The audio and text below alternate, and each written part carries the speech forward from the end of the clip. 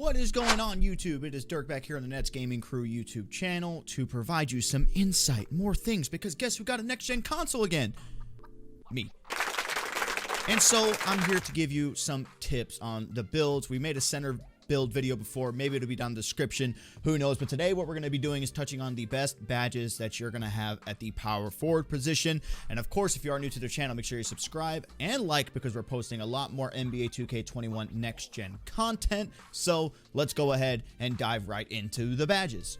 Alrighty, so here you can see this is the build that I have right now. I actually just got it grinded, but these are the finishing badges that I would recommend. Now, this build is technically a power forward, but I use it to play center.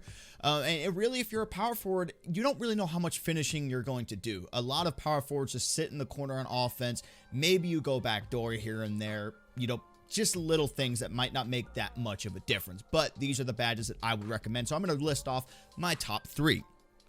Of course, Hall of Fame Posterizer. This is the same one that we put in the center video. If you don't have this badge in like any position in the game, I don't know what you're doing.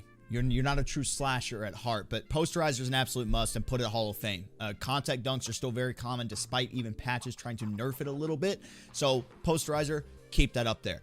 Now, another badge that we talked about, right, was another play style we talked about is that maybe for power forward, you might get sent on some back doors. It seems like every single year when you're playing power forward position keeps getting smaller and smaller in height, so you open up the opportunity to catch more back doors and be more athletic. This is where Lob City Finisher comes in. This badge is a mystery to me because I've never really noticed a difference to when I up Lob City Finisher to gold, to Hall of Fame, you name it. So just keeping it bronze is probably perfect to whichever way that you want to go for. And for the third badge, I have a split between this. Heat Seeker I really like, obviously, to get you that boost on the takeover if you are scoring inside, but you do have to ask yourself, how much am I going to be scoring on the inside, right? Because this only kicks in when you get the dunks and everything on the inside shots or layups. So I would honestly say, if I'm picking between the two, I would go with Slithery Finisher. It's just going to help you if you are attacking out of the corner and slashing, maybe give you some better animations when you are attacking the basket. All right, and second, we're going to go with shooting badges. It is no mystery that shooting on next gen is super easy. Like, I shouldn't even have to tell you the shooting badges that you need, just because that's how easy this is. But anyway, I'm going to go through. I only have 9 badges on this because that's really all you do need.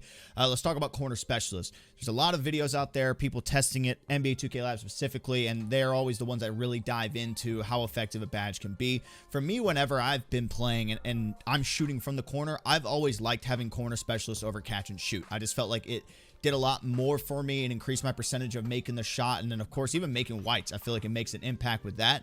So I feel like that's a badge that you absolutely have. But the most important one ever since this badge was introduced is Hot Zone Hunter.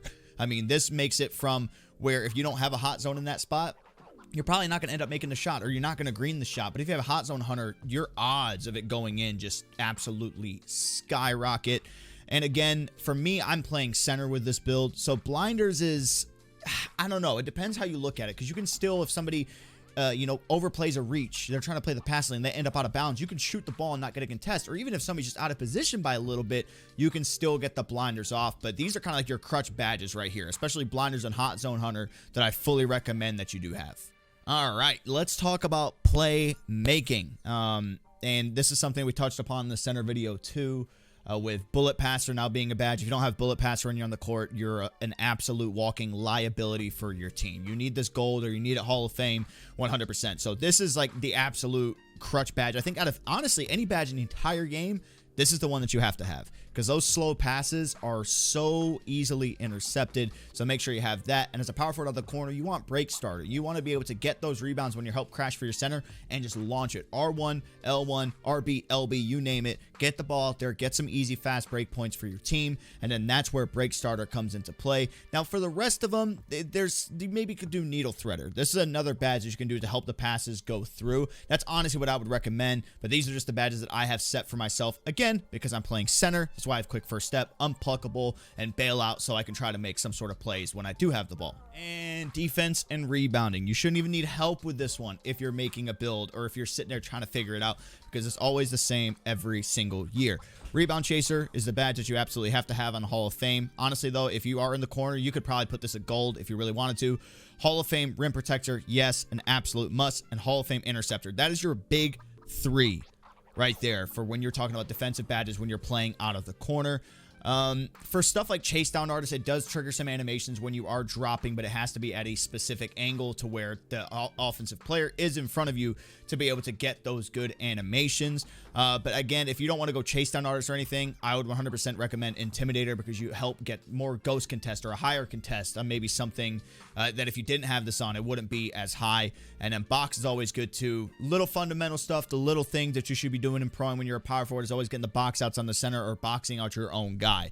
So yeah, those are the badges that I would recommend. And if you want to get real cheesy and real sweaty, this badge here on the bottom right, Trapper, if you are ever playing, you know, kind of like a triangle setup on defense, right, where you got the lock and center and then you in the corner and you want to force them wing, you holding L1 or LB can force this Trapper animation with your lockdown a lot, especially if the point guard is getting cold. So that's going to do it for the power forward badges that I do recommend. If you guys are out there maybe trying to wonder which direction should I go with these badges, these are the ones that I do recommend when you're looking at all the categories: the shooting, the playmaking, defending, and the finishing. If you guys did enjoy this video, again, make sure to subscribe, smack the thumbs up button, and of course, stay tuned to Nets Gaming Crew YouTube channel for more great NBA 2K21 content.